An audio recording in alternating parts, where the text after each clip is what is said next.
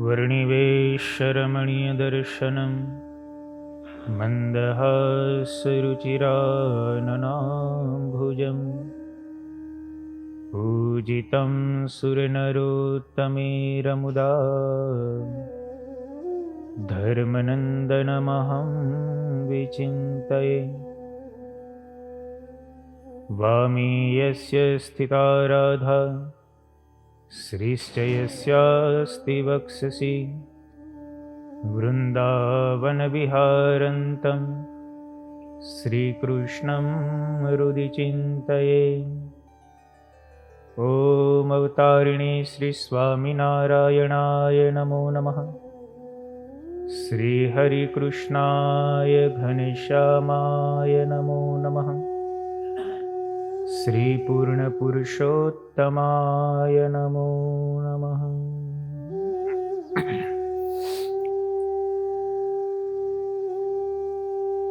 सर्वावतारी पूर्ण पुरुषोत्तम भगवान श्री स्वामीनारायण, परम पूज्य सद्गुरु महंत मोहन प्रसाद दास जी स्वामी, परम पूज्य सद्गुरु शास्त्री कृष्ण जीवन दास जी स्वामी, सर्वे वंदनीय वाला भक्तों ने भाव थी जय स्वामीनारायण।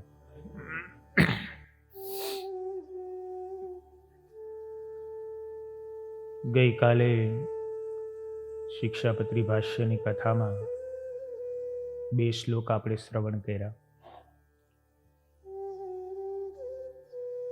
स्थानेषु लोकशास्त्राभ्यां निषिद्धेषु कदाचन मलमूत्रोत्सर्जनं च न कार्यनं स्थिवनं तथा। शास्त्रमा ने लोकमा जे निषेध करेला स्थान होय एवा स्थानोए अमारा आश्रितोए मळमूत्रनो त्याग न करवो अने थूकવું પણ નહીં। ત્યાર પછી 33મો શ્લોક આવ્યો, અદ્વારેણ નિર્ગમ્યમ પ્રવેષ્ટવ્યમ ન તેન ચ સસ્વામી કે વાસે કાર્યો પૃષ્ઠવા ન તત્પતિ। ચોર માર્ગે કરીને પેશવું નહીં અને જે સ્થાનક ધણિયાતું હોય તે સ્થાનકને વિશે તેના ધણીની આજ્ઞા વિના પ્રવેશ ન કરવો કે ઉતારો પણ ન લેવો। ત્યાર પછી આગળ મહારાજ 34મા શ્લોકની અંદર એવું કહે છે, જ્ઞાન વાર્તા શ્રુતિર્નાર્યા મુખાત કાર્યા ન પુરુષૈઃ ન વિવાદઃ સ્ત્રિયા કાર્યો ન રાજ્ઞા ન ચ તજ્જનૈઃ। અમારા આશ્રિત જે સત્સંગી હોય તેમણે સ્ત્રીઓના મુખ થકી જ્ઞાન વાર્તા પણ ન સાંભળવી। બીજું, સ્ત્રીઓ સાથે વિવાદ ન કરવો। અને ત્રીજી આજ્ઞા મહારાજા શ્લોકમાં કરી કે રાજાની સાથે અને રાજાના માણસની સાથે વિવાદ ન કરવો। આ શ્લોકમાં 3 આજ્ઞા આવે છે। મહારાજ અહીંયા એવું કહે છે કે સ્ત્રીના મુખ થકી જ્ઞાન વાર્તા પણ ન સાંભળવી। તો બીજી સંભળાતી હશે? આવો એક થાય। હવે ગ્રહસ્થ આશ્રમમાં છો, એનું સાંભળો નહીં તો જાવ ક્યાં? તમે સાંભળવું જ પડે।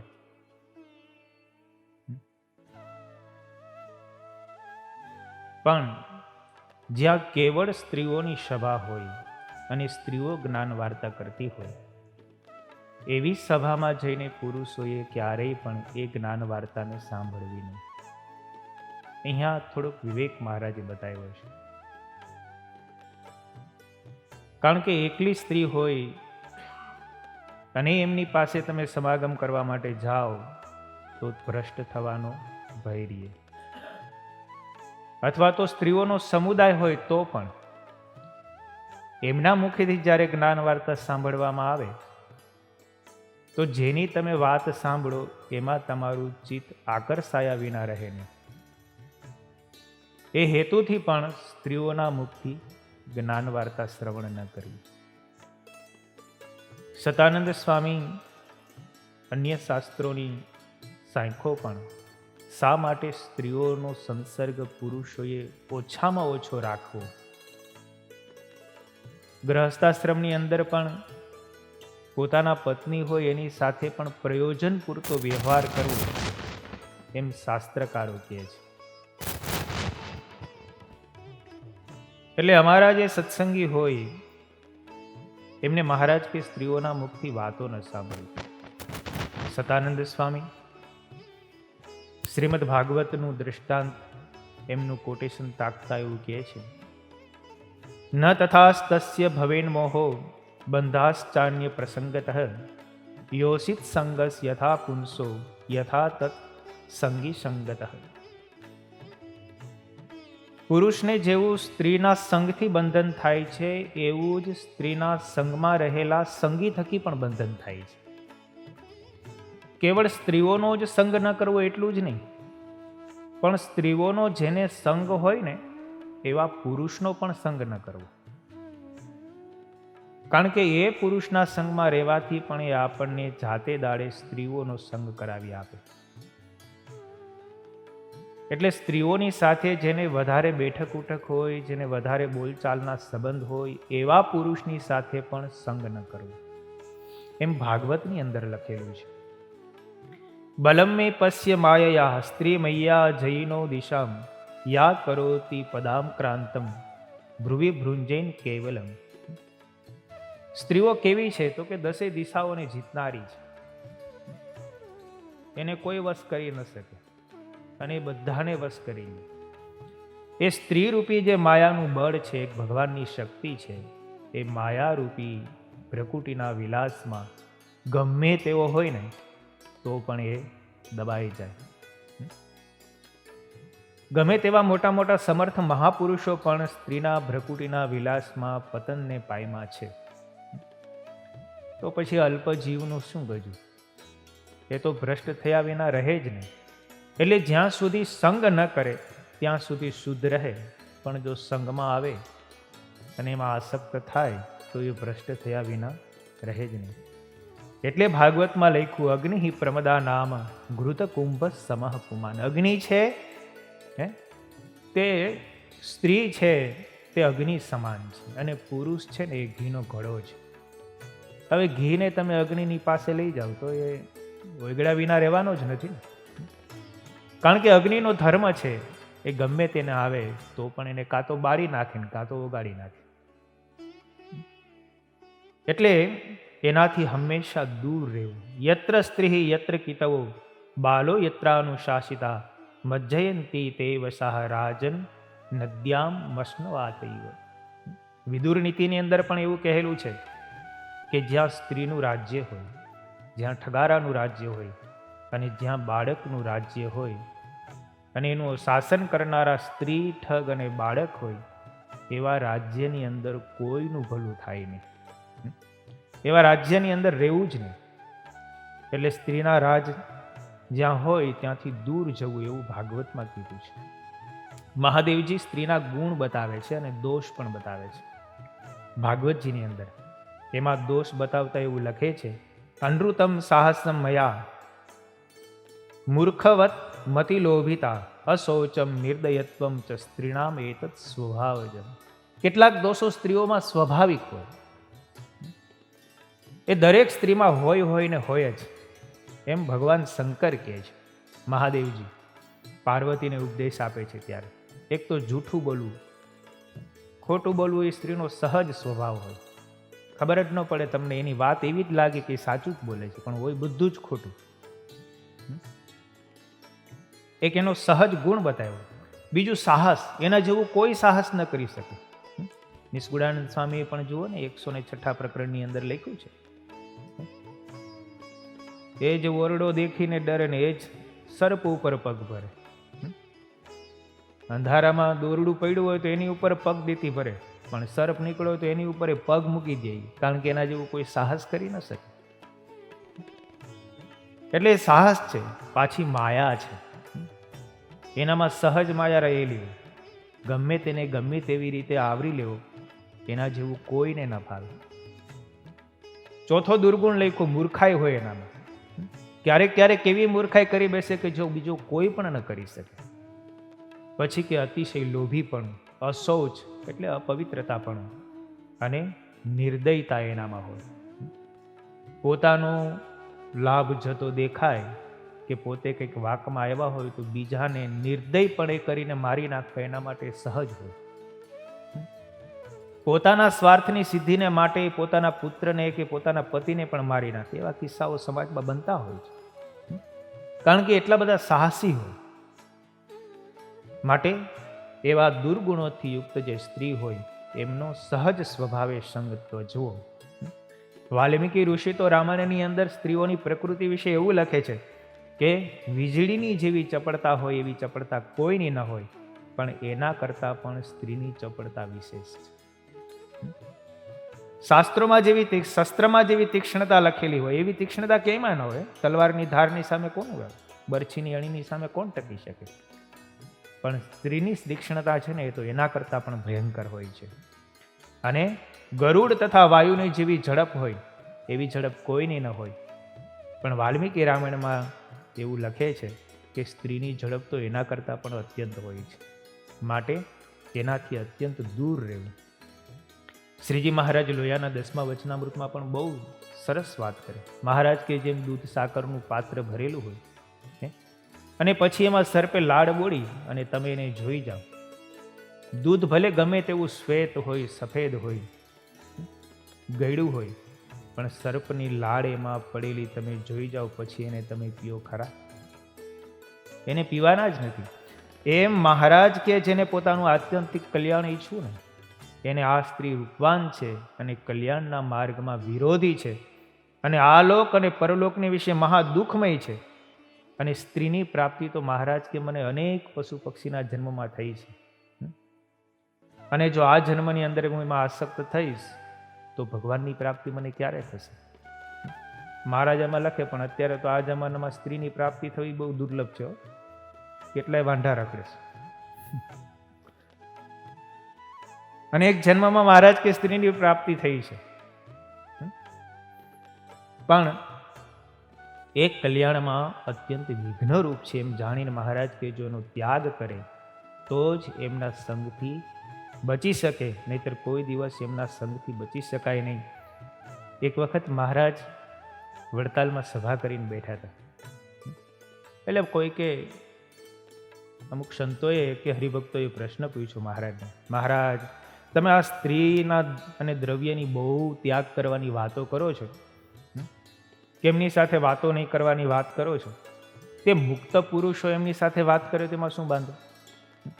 જે મુક્ત જ થઈ ગયા છે, જેને સ્ત્રી અને દ્રવ્યમાં કોઈ પણ પ્રકારનો મોહ નથી, એવા પુરુષો કદાચ સ્ત્રીઓને વાતો કરે તો એમાં શું વાંધો? અને જો મુક્ત પુરુષો સ્ત્રીઓને વાત નહીં કરે તો સ્ત્રીઓ અધર્મમાંથી ક્યારે પાછી વળશે ને એમનું કલ્યાણ ક્યારે થશે? મહારાજે સભામાં કીધું, ગમે તેવો મુક્ત પુરુષ હોય પણ એ જો સ્ત્રીઓને વાત કરવા માટે જઈને તો એનો પણ ધર્મ ભ્રષ્ટ થયા વિના રહે નહીં.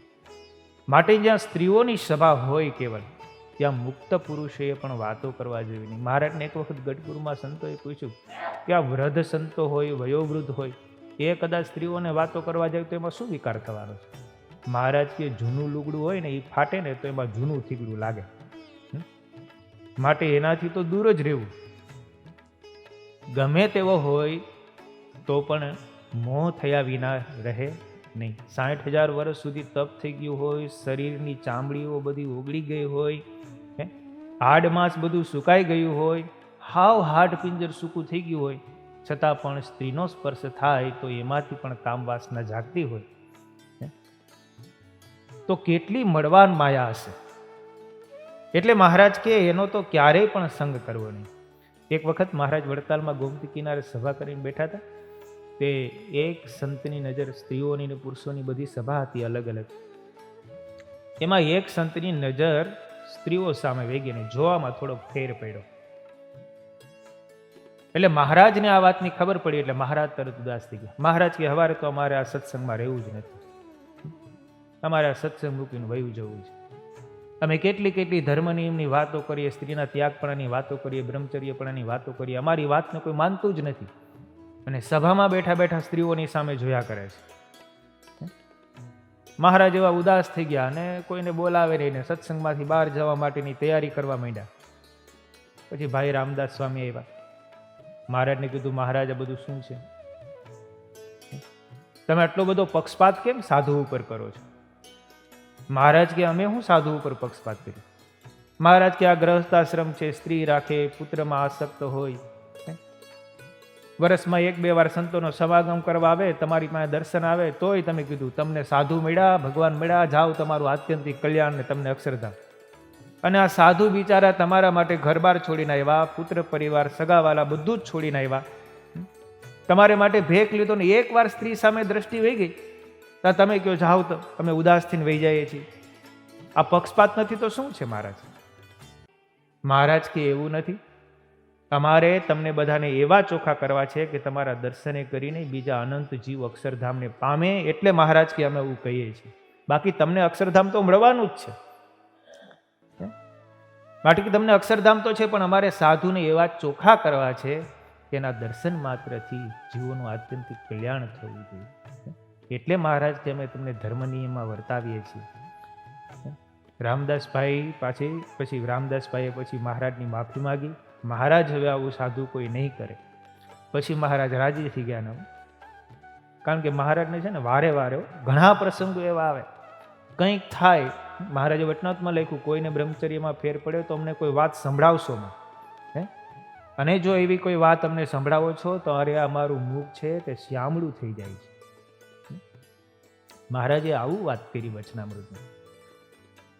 પણ છતાંય મહારાજ કે અમે આ સત્સંગમાં ટેકા છીએ, તે અમારા યોગી કરીને કેટલાય મુમુક્ષુ જીવો છે તે ભગવાનને માર્ગે જાય છે, એવું વિચારીને મહારાજ કે અમે આ સત્સંગમાં ટેકા છીએ.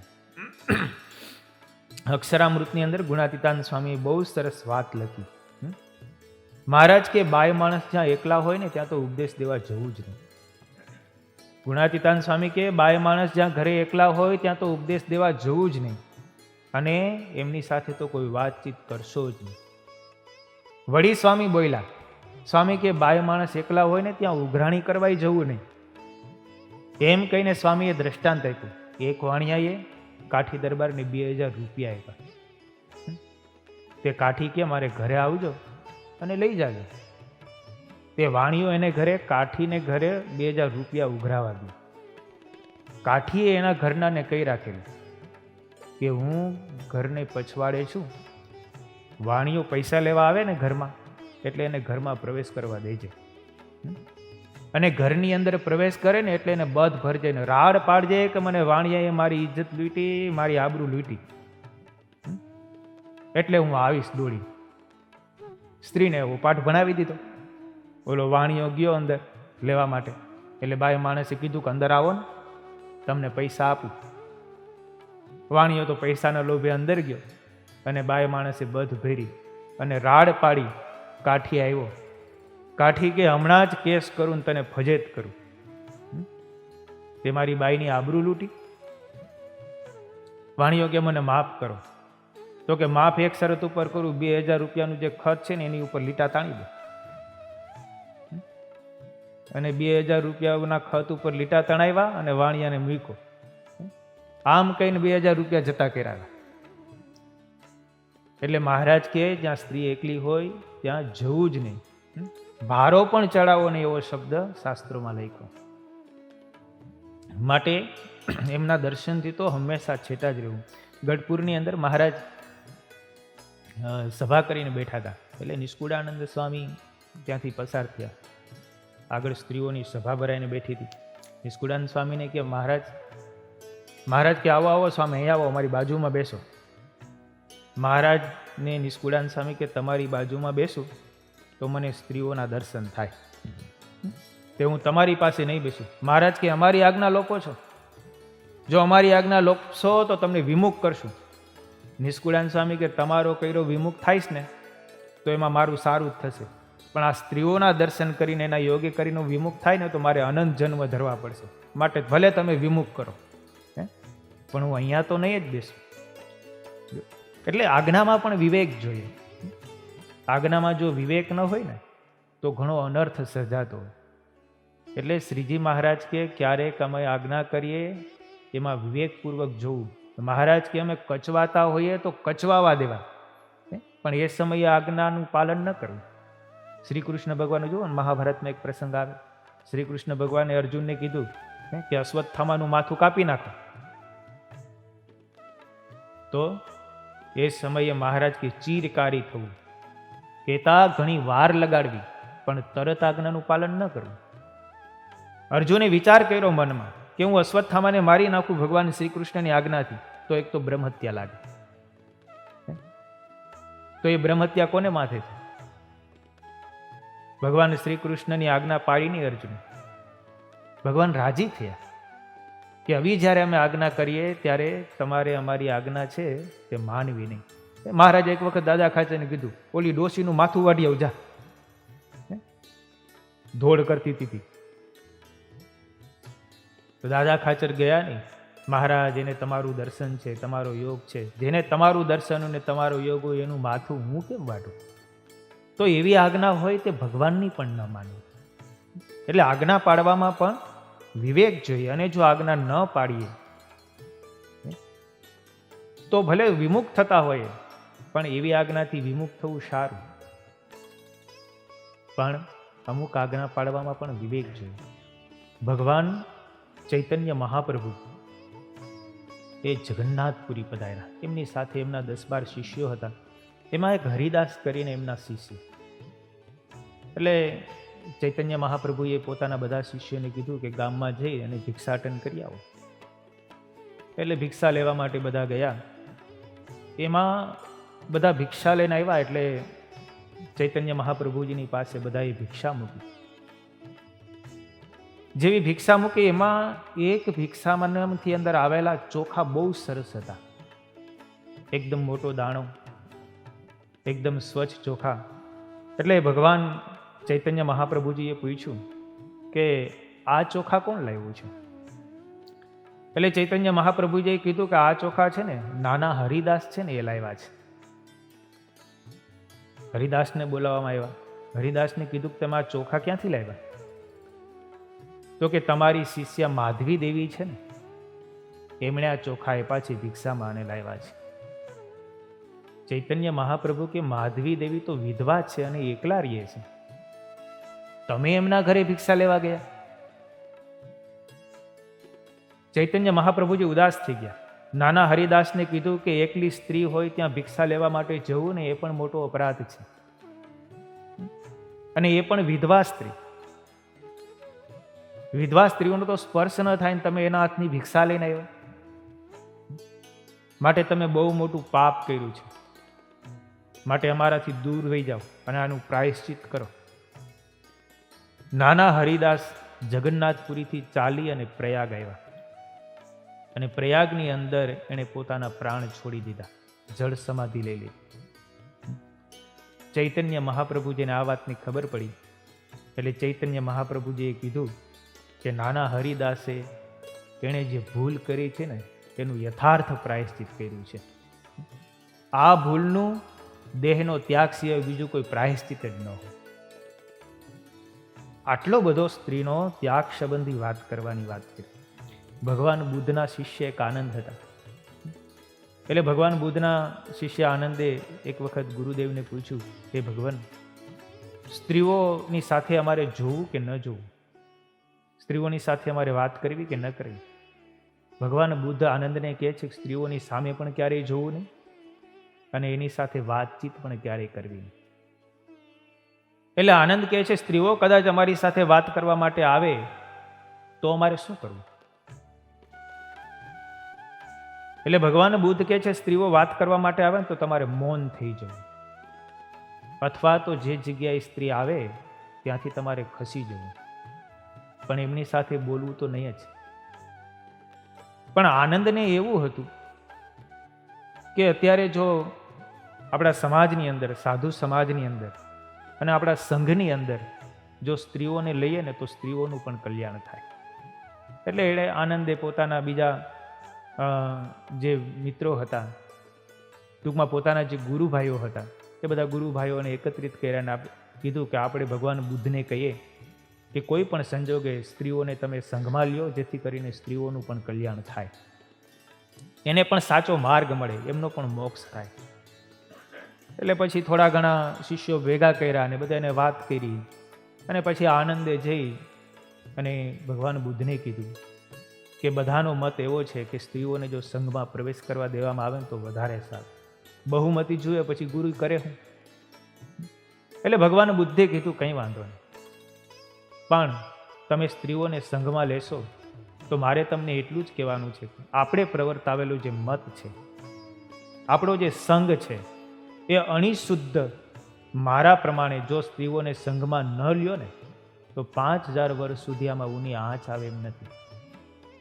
પણ તમે સ્ત્રીઓને સંઘમાં લેશો અને એના કલ્યાણ માટેની કામના કરશો અને સ્ત્રીઓ સંઘમાં આવશે ને તો આપણો જે સંપ્રદાય છે, આપણો જે મત છે, આપણો જે સમાજ છે ને એ 500 વર્ષમાં ભ્રષ્ટ થઈ જશે. છતાં પણ આનંદ માયના નહીં. પછી શિષ્યોના કહેવાથી ભગવાન બુદ્ધે સ્ત્રીઓને સંઘમાં લીધા અને પતન પણ એમ જ થયું. 500 વર્ષમાં આખો સંપ્રદાય છે તે ભ્રષ્ટ થયો. એટલે મહારાજ અહીંયા કહે છે કે ક્યારેય પણ સ્ત્રીઓના મુખે કરીને જ્ઞાન વાર્તા સાંભળવી નહીં, એને જ્ઞાન વાર્તા કરવી પણ નહીં. એનો બને ત્યાં સુધી સંસર્ગ અને સંબંધ ઓછો થાય એવું જ હંમેશા કરવું. ત્યાર પછી બીજી આજ્ઞા મહારાજ કરે છે કે સ્ત્રીઓની સાથે ક્યારેય પણ વિવાદ ન કરો. સ્ત્રીઓની સાથે વિવાદ કરો, કાં તો એનું પતન થાય ને કાં તો આપણું પતન થાય. તમે રામાયણનો પ્રસંગ જુઓ, કેટલો અદ્ભુત પ્રસંગ. પંચવટીની અંદર રામ, લક્ષ્મણ અને સીતાજી રહે છે અને શૂર્પણખા આવે છે અને શૂર્પણખા પછી એનું અપમાન થાય છે અને રાવણ પાસે જઈને ન બોલવાના શબ્દો બોલે છે અને કહે છે કે હું તો તમારા માટે સીતા જેવી સ્ત્રી આ જગતમાં ક્યાંય નથી એને લેવા માટે ગઈ હતી, પણ મારા નાગકામ લક્ષણે કાપી નાખ્યા છે. અને રાવણને પછી એનો બદલો લેવા માટે થઈને સીતાનું હરણ કરવાનું વિચારે છે અને મારીચની પાસે, એના મામા પાસે જાય છે. મારીચને કહે છે કે તમે મૃગલું બનો અને રામને સીતા પાસેથી દૂર લઈ જાઓ, પછી હું સીતાનું હરણ કરું. અને મારીચ પછી મૃગ બને છે, સુવર્ણનું મૃગ. જ્યાં સીતા અને રામ બેઠા હતા ત્યાં આગળના ભાગમાં આવે. સીતા એ મૃગની અંદર મોહ પામે છે. રામ પ્રભુજીને કહે છે કે મારે આ મૃગ જોઈએ છે, તમે એને પકડી આવો. આ તો સુવર્ણનું મૃગ છે જે ક્યાંય જોવા ન મળે. ના પાડી રામજીએ કે આ સુવર્ણનું મૃગ નથી, આ માયાવી મૃગ છે. પણ સીતાએ હઠ પકડી. રામ પ્રભુજીની સાથે ચર્ચા કરી, વિવાદ કરો, પણ અંતે રામ પ્રભુજીએ કીધું કે આ માનશે નહીં. કારણ કે શાસ્ત્રોમાં લખ્યું સ્ત્રી હઠ હોય એ એકવાર હઠ પકડે પછી મૂકે નહીં. બાળ હઠ લખી, જોગી હઠ પણ લખી, રાજ હઠ લખી. એટલે રામ પ્રભુજી ધનુષ તીરકામઠું લઈને ગયા એમની પાછળ, પણ આ તો માયાવી હતું. આગળ આગળ ભાગતું ગયું, રામ પ્રભુજીને દૂર સુધી લઈ ગયા. પણ જતા જતા રામચંદ્રજીએ લક્ષ્મણને કીધું કે તમે સીતાનું ધ્યાન રાખજો. અને લક્ષ્મણજી સીતાજીનું ધ્યાન રાખવા માટે બેઠા. આ બાજુ રામ પ્રભુજીએ તીર છોડ્યું, મારીચ મરાયો અને મરતા મરતા મારીચ એવું બોલ્યો, હે લક્ષ્મણ મને બચાવજો. એ અવાજ સીતાના કાને પડ્યા અને સીતાજી લક્ષ્મણને કહે છે કે તમે ભાઈની વારે જાઓ, એમને બચાવવા માટે જાઓ.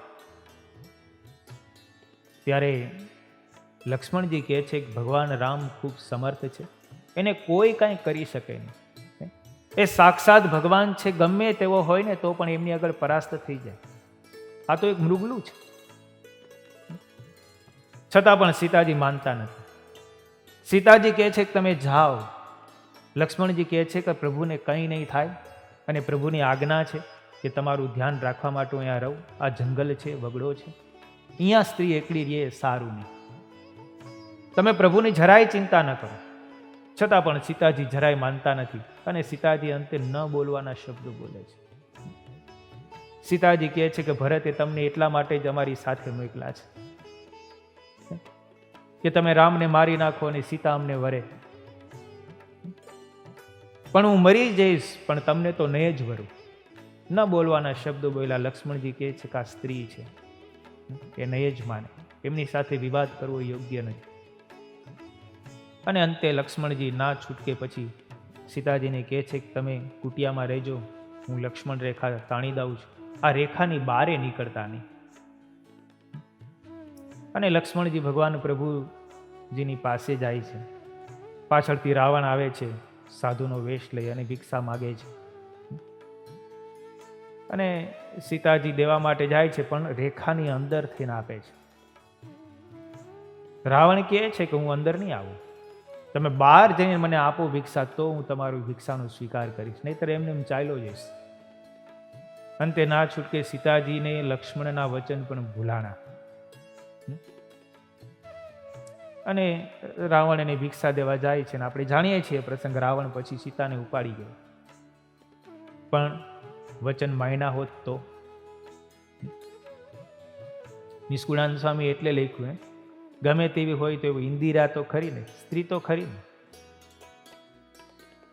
ભલે મોટામાં મોટા હતા, ભગવાનના પત્ની હતા, ખૂબ બુદ્ધિમાન હતા, સમજુ હતા, વિવેકશીલ હતા, પણ જ્યારે સમય આવ્યો અને ન કરવાની સાથે વિવાદ કર્યો તો એમનું પતન થયું. અંતે દુઃખી થવું પડ્યું. એટલે ક્યારેય પણ સ્ત્રીઓની સાથે વિવાદ ન કરવો. કરવાથી કાં તો એનું નરસું થાય ને કાં તો આપણું નરસું થાય. એટલે મહારાજ કે એમનાથી તો હંમેશા દૂર જ રહેવું. મચ્છિયાઓની અંદર ફૈબા હતા. તમે જુઓ મહારાજનો કેવો કેવો પ્રસંગો સંપ્રદાયની અંદર થયેલા છે, કેવી કેવી ઘટનાઓ ઘટેલી છે. એટલો બધો મહારાજને એમની સાથે લગાવ હતો. ફૈબાને પણ મહારાજની સાથે એટલું બધું લગાવ હતો. મહારાજ એમને બા કહીને બોલાવતા અને ફૈબા મહારાજને દીકરા કહીને બોલાવતા. આટલો બંને વચ્ચે સંબંધ હતો. એક વખત મહારાજે ઉત્સવ કરવાનું નક્કી કર્યું. સંતોને અગાઉથી મોકલી દીધા મચ્છિયાઓ. અહીંયા મચ્છિયાઓ સંતોએ રસોઈ શરૂ કરી. મહારાજ ઉત્સવ ઉપર પધારવાના હતા. પણ મહારાજ જ્યારે મચ્છિયાઓ આવતા હતા, વચ્ચે એક ગામ આવ્યું મેલાણા. એ મેલાણા ગામની અંદર એમની પુત્રવધુ હતી. ફૈબાના દીકરાના ઘરના હતા. પણ ફૈબાને એના પુત્રવધુને બેયને કંઈક ઝઘડો થયો અને ફૈબાએ હઠ પકડી લીધી કે તું હવે મારા ઘરમાં નહીં, કાઢી મૂકી. પણ આ મેલાણાના એમના પુત્રવધુ ફૂલીબા, એ ફૂલીબા બહુ સમજુ હતા, ડાયા હતા.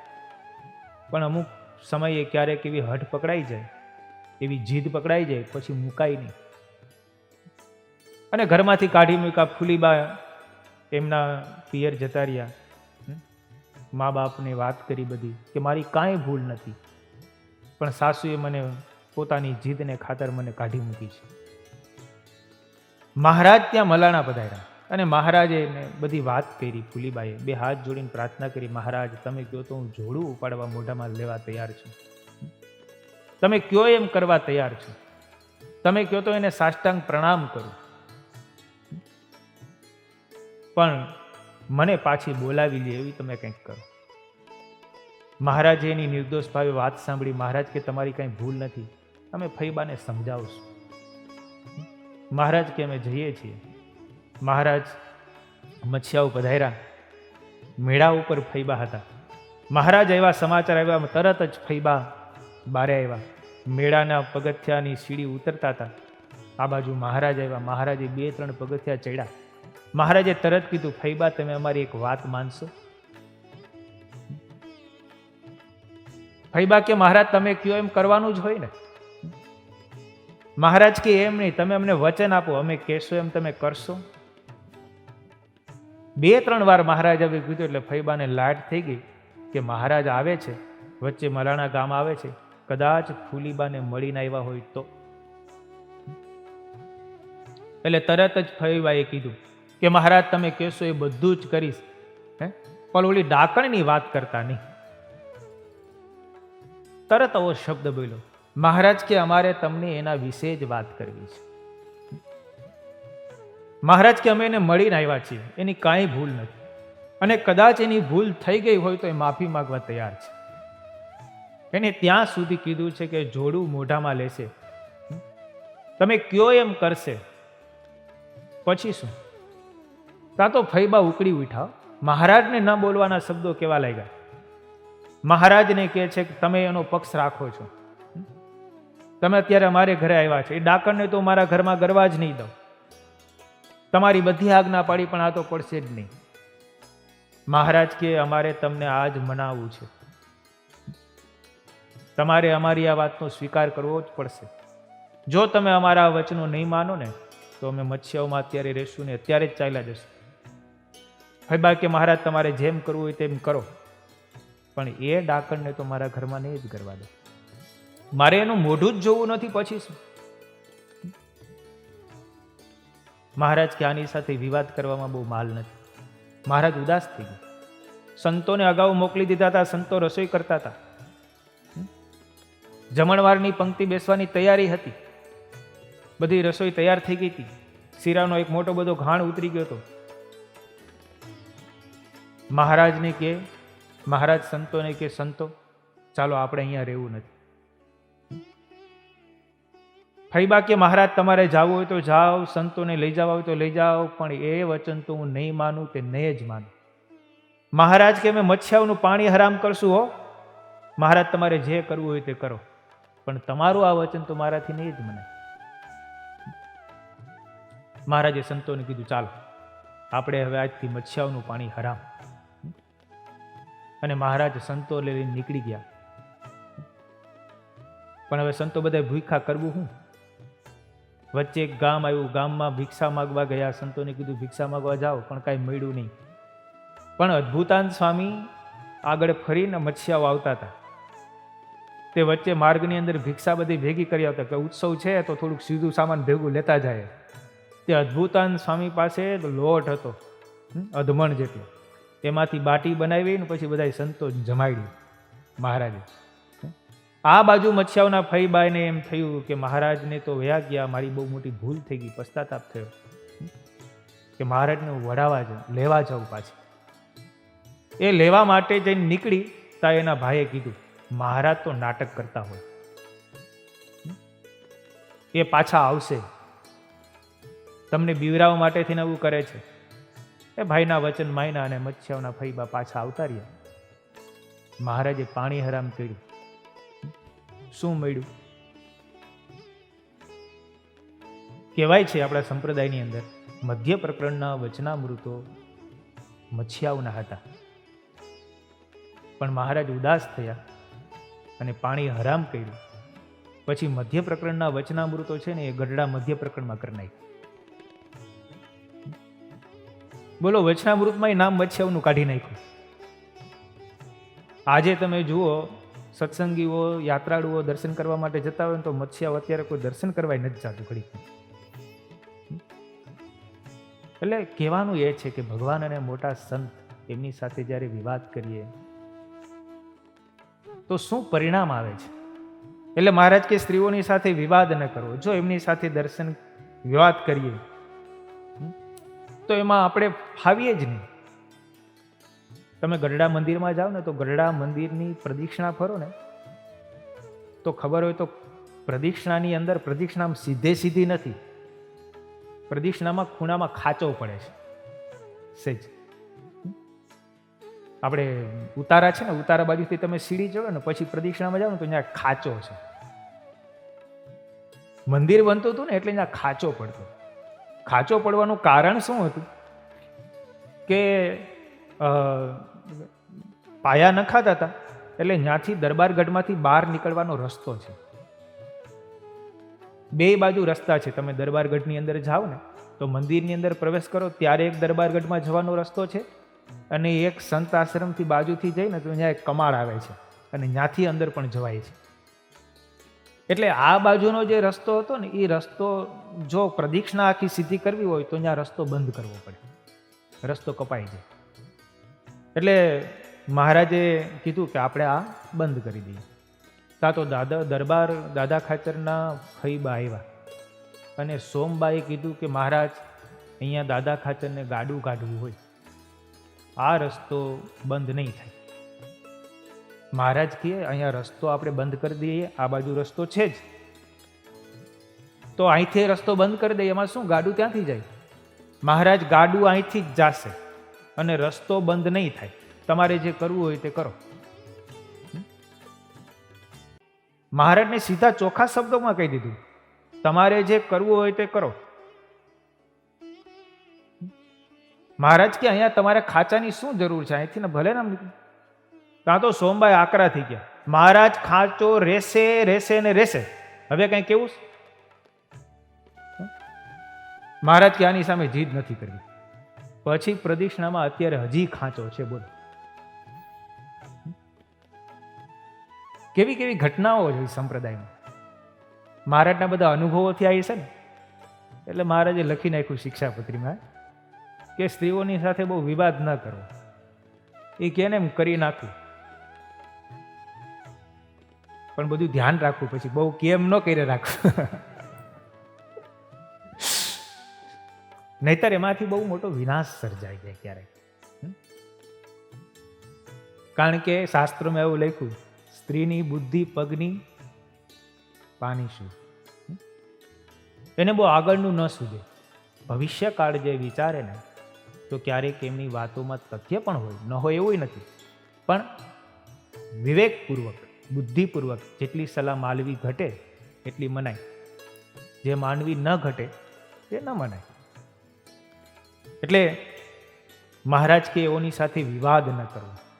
આપણે બોલો પ્રસંગે જાણીએ છીએ ને, તમે જુઓ ને, દક્ષ પ્રજાપતિનું અપમાન થયું ને પછી યજ્ઞ કર્યો ને સીતા ઓલા સતીએ હઠ લીધી ભગવાન શંકર પાસે, ભાઈ ત્યાં જવા જેવું નથી.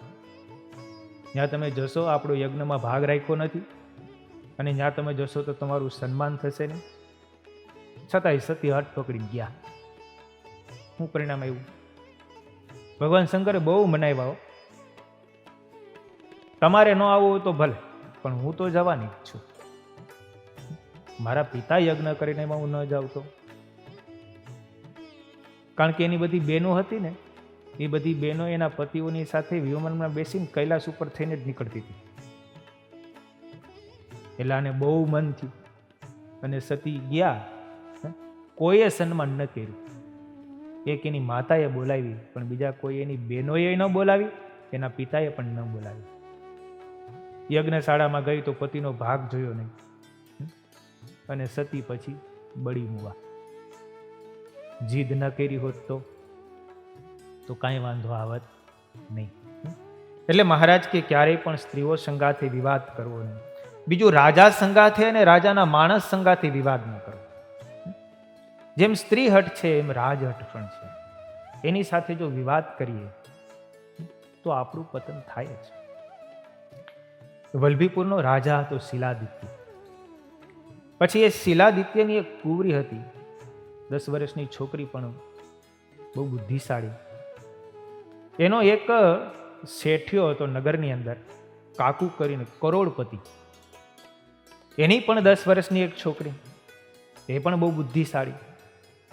આ બંને છોકરીઓ સાથે રમે, પણ એમાં કાકુ કરોડપતિ શેઠ એટલે એની છોકરીને એક કાંસકી વાળ ઓળવાની લઈ દીધી, દાંતીઓ જેને આપણે કહીએ. પણ એ કાંસકી આખી હીરાથી મઢેલી. કરોડપતિ ત્યાં તો એમ જ હોય ને. અત્યારે તમે જુઓ ને, અબજોપતિ તો સંડાસના નળ સોનાના હોય. લ્યો, હવે ત્યાં એને શું સોનાની જરૂરી છે? પણ ત્યાં કરે સોનાના નળ, દેખાડવા બધાને કે અમારા સંડાસમાં સોનાના નળ છે. એટલે એને કાંસકી સોનાની, પણ રાજાની કુંવરીની ગમી ગઈ. એટલે રાજાની કુંવરીએ કીધું કે આ કાંસકી મને દે. કાકુ શેઠની દીકરી કે આ કાંસકી મારી છે, હું તને શું કામ એને આપું? તો કે હું મારા પિતાની પાસે જઈને ફરિયાદ કરીશ, તું મને કેમ દેતી નથી? તો કે છે મારી, હું તને કેમ આપું? તું ભલે ને રાજાની દીકરી રહી. એટલે રાજાની દીકરીએ જઈને રાજાને વાત કરી કે મારે ઓલા કાકુ શેઠની દીકરી પાસે જે કાંસકી છે ને મારે જોઈએ ને જોઈએ જ. હવે બાળક તો બાળક, એટલે એને કીધું કે તને હું અપાવું, એમાં શું? એટલે રાજાએ કાકુ શેઠને બોલાવ્યા. કાકુ શેઠને કીધું તારી દીકરી પાસે હીરા જડિત કાંસકી છે, એ કાંસકી જોઈએ. સાવ નાની વાત છે. એટલે કાકુ શેઠ કે હું મારી દીકરીને નારાજ કરીને તમારી દીકરીને કાંસકી તો ન આપું. રાજા કહે છે તું મારા નગરની એક પ્રજા છો અને તું રાજાનું ન માન? તો કે તમે રાજા સાચા, બધું જ સાચું, પણ મારી દીકરીને નારાજ કરીને કાંસકી તમારી દીકરીને ના આપું. રાજા કે તો પછી હું તને રાજની બહાર કરીશ. તો કે તમારે જે કરવું હોય તે કરો. રાજાએ કીધું કે તો અત્યારે તારું બધું જ સામાન ને વસ્તુ ને પદાર્થ ને રૂપિયા લઈને અહીંથી રાજ્યમાંથી જતો રહે, મારા રાજ્યમાં જ ન જોઈએ. કાકુ શેઠને બહુ ખોટું લાગ્યું, એટલે કાકુ શેઠ સીધો સિંધ દેશની અંદર ગયો અને સિંધ દેશના રાજાને કીધું કે હું તને 1 કરોડ સોનામોહર આપું છું, તું વલ્લભીપુર ઉપર ચડાઈ કર. કાકુ શેઠે સોનામોહર આપી, ઓલો લોભાણો, અને સિંધ દેશના રાજાએ વલ્લભીપુર પર ચડાઈ કરી અને વલ્લભીપુર આખું નષ્ટ કરી નાખ્યું અને શિલાદિત્ય રાજાનો વધ કરીને પોતાને કબજે કરી લીધું. પણ એ સિંધ દેશનો રાજા થોડોક પછી હાથ મારીએ કાકુ શેઠને બોલાવ્યો અને રાજસભાની અંદર એનો વધ કરી નાખ્યો. શું હાથમાં આવ્યું? શું કામ? એને તું તારા રાજાનો ન થયો તો તું મારો થોડોક થવાનો છો, એમ કહીને કાકુ શેઠની મારી નાખ્યો. એટલે ક્યારેય પણ રાજા સંગાથે કે રાજાના માણસ સંગાથે જો વિવાદ કરવા જઈએ ને તો એમાં પાછા જ પડી. અરે ભગવાન ખુદ પાછા પડ્યા તો આપણી બીજાની શું વાત કરીએ? શ્રી કૃષ્ણ ભગવાન વિષ્ટિ કરવા માટે હસ્તિનાપુરની અંદર ગયા. દુર્યોધનને કીધું પાંડવોનો વનવાસ પૂરો થયો છે, તમે એને ઇન્દ્રપ્રસ્થ પાછું આપી દીધું. મોટા મોટા મહારથીઓ બધા બેઠા હતા. ભીષ્મ પિતામહ હતા, ગુરુ દ્રોણાચાર્ય હતા, કૃપાચાર્ય હતા, યુધિ, ધૃતરાષ્ટ્ર મહારાજ હતા. મહારાજને કીધું મહારાજ તમે એને પાછું રાજ્ય આપો. દુર્યોધન યુવરાજ હતો, તરત બોલ્યો ઇન્દ્રપ્રસ્થ તો એને નહીં જ મળે. ભગવાન કે તમારે ઇન્દ્રપ્રસ્થ કદાચ ન આપવું હોય તો કઈ વાંધો નહીં, પણ 5 ગામ આપો 5 પાંડવોને માટે. તો એ 5 ગામથી પાંડવો છે ને સંતોષ માની લેશે. ભગવાન શ્રી કૃષ્ણએ 5 ગામની માંગણી કરી. દુર્યોધન કે 5 ગામ તો શું, 100ની અણી જેટલી ભૂમિ પણ યુદ્ધ વિના તો નહીં જ આપો.